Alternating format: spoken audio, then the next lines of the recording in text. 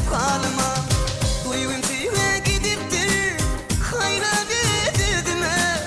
Aşık bulup bürünem son dirman bürün hep halıma.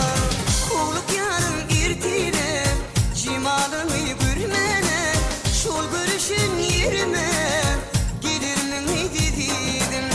Kuluk yarım irtire cimalını bürmene.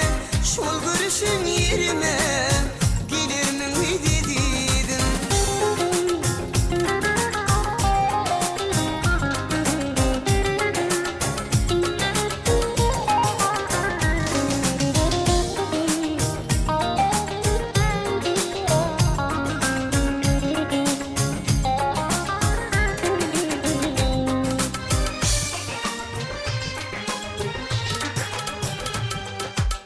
Doğru bilyen hakkım yok.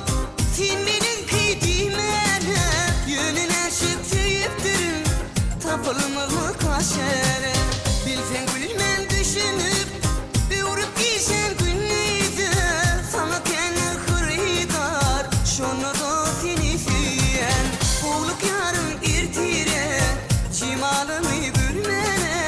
Şol görüşün yerime gelir mi dedim.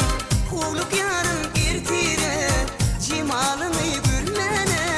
Şol duşuşun yerime gelir mi dedim.